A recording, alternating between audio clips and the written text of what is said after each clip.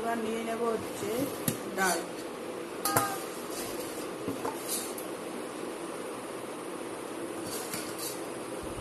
এই মসুরির ডালটা অনেক দিন পর খাচ্ছি। আমাদের বাড়িতে এই ডালটা খুবই হয়, মানে হতো আগে। বাবা নিশ্চয়ই এখনো করায়। আমাদের যে রান্না করে একজন বোন আছে, ওকে দিয়ে নিশ্চয়ই এই ডাল করায়, কারণ বাবা এই ডাল খেতে খুবই ভালোবাসে। তা আমার আজকে অনেক দিন পর মনে হলো যে মা তো এই ডালটা করতো, ওই জন্য করলাম। খেতে বসে গেলাম, খেয়ে নিই। আর তারপরে নেব হচ্ছে কপি, বাঁধাকপি।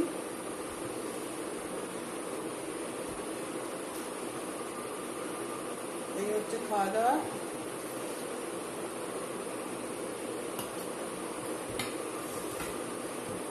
এখন কিন্তু অনেক বেলা হয়ে গেছে, আপনারা কে কে খাননি এখনো, খাওয়া দাওয়া করে নিন। ভালো হয়েছে ডালটা খেতে, আপনারা ঘরে করবেন। ডালটা কিন্তু খুব টেস্টি হয়। শুধু পেঁয়াজের থেকে যদি 2 কোয়া রসুন আর একটু 5 ফোড়ন দেন তেলের ওপরে, পেঁয়াজ তো দেবেনই, প্রথমে 5 ফোড়ন শুকনো লঙ্কা দিয়ে তারপরে অর্ধেকটা পেঁয়াজ, মানে ডালের অনুযায়ী, আমাদের 3 জনের ডালের কথা বলছি, অর্ধেকটা পেঁয়াজ আর 2 কোয়া রসুন এই দিয়েছি। খুব সুন্দর টেস্ট, মানে সব কিছুর গন্ধটাই পাওয়া যায়।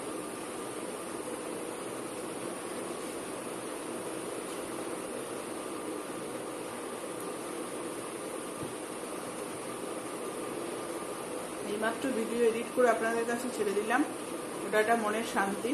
তারপরে খেতে বসলাম, নাহলে একটা চিন্তা থাকে মাথায়।